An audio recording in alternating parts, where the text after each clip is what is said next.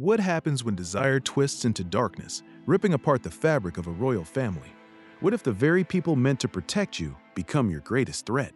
The ancient tale we explore today from 2 Samuel chapter 13 isn't just a dusty story from a faraway past. It's a chilling look at power, vulnerability, and the devastating cycle of violence and revenge that can shatter even the most celebrated households.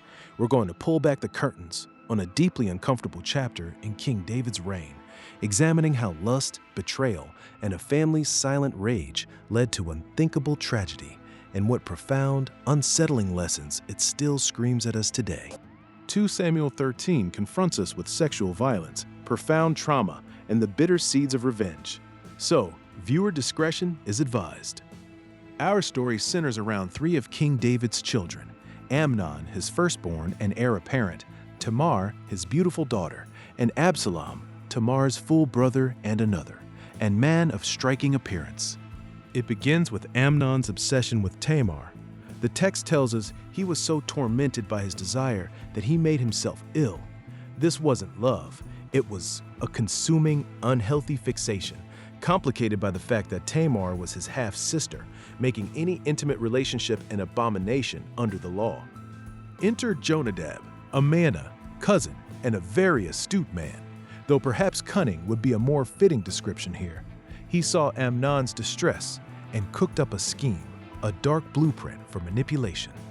He advised Amnon to feign sickness, convincing his father, King David, to send Tamar to his chambers to prepare him food.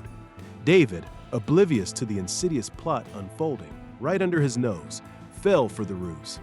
He sent Tamar, a dutiful daughter, to care for her supposedly ailing brother.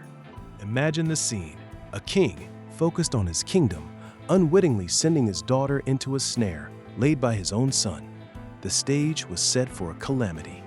Tamar arrived, innocently preparing a meal in Amnon's presence, as was the custom. But as soon as the attendants left, Amnon made his move. He dismissed everyone and then, horrifyingly, commanded Tamar to come to his bed. Tamar, a young woman of virtue, understood the gravity of his demand. She pleaded with him, reasoning with a clarity that Amnon's twisted desires simply couldn't grasp. She warned him of the great sin, the shame, the irreparable damage he would cause to her, to him, and to their entire royal house. She even suggested a desperate recourse. "Speak to the king," she begged. "He will not withhold me from you." This wasn't an invitation. It was a desperate attempt to avert a catastrophe, a plea for him to choose a path of dignity, even if it meant a marriage over an act of pure violence. But Amnon was deaf to her cries. His desire had morphed into a savage impulse. He overpowered her, violating her in the most brutal way. The text then delivers a shocking twist.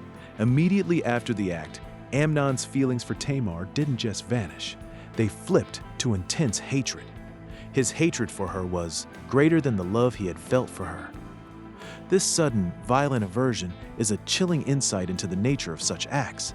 It's not about love or even true desire, but about dominance and control, leaving behind nothing but disgust and devastation. He then ordered her to be thrown out, sealing her shame and breaking her spirit publicly. Tamar, utterly devastated, tore the elaborate robe of a virgin princess, put ashes on Faye, and fled, crying out in anguish that resonated through the corridors of power. Tamar, broken and humiliated, found refuge in her full brother Absalom's house. Absalom immediately understood what had happened, his question cutting through the noise. "Has Amnon, your brother, been with you?" He saw her torn garments and her despair. His advice to her, "Do not take this thing to heart," sounds comforting, but underneath it lay a simmering, dangerous fury. What followed was 2 years of chilling silence from Absalom. 2 years where he did not speak to Amnon, but in his heart, a cold, calculated hatred grew. King David, for his part, heard of the atrocity and was furious, but he took no decisive action against Amnon. This inaction, this failure to administer justice within his own family, laid the groundwork for the next, equally tragic act. Absalom's silence wasn't forgiveness, it was preparation. He bided his time, nurturing his vengeance. This prolonged quietude is one of the most terrifying aspects of the sinning. It shows us how unresolved trauma and unaddressed injustice can fester, leading to a much larger, more destructive explosion. 2 years later, Absalom threw a grand sheep-shearing feast in Baal Hazor, a lavish royal event. He invited all of David's sons. King David initially declined, but Absalom pressed, and eventually the king allowed all his sons, including Amnon, to attend. Absalom had meticulously planned his revenge. He instructed his servants, "Watch when Amnon is in high spirits from wine, and when I say to you, 'Strike Amnon,' then kill him. Don't be afraid. Have I not commanded you?" This was not a spontaneous outburst, but a cold-blooded execution.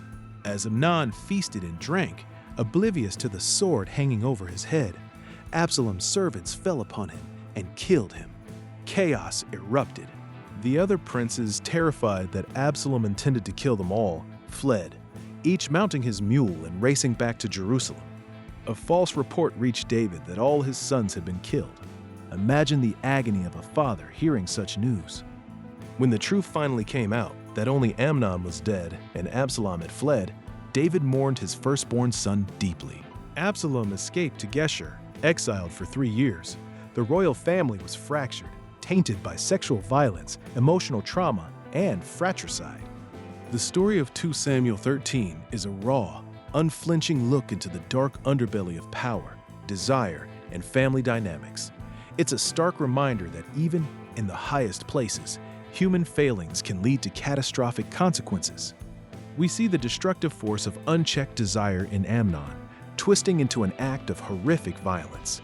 We witness the profound and lasting scars of emotional trauma in Tamar, a victim cast aside and silenced.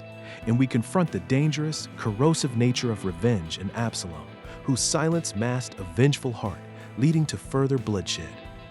David's role in this tragedy, or rather his lack of decisive action, also speaks volumes.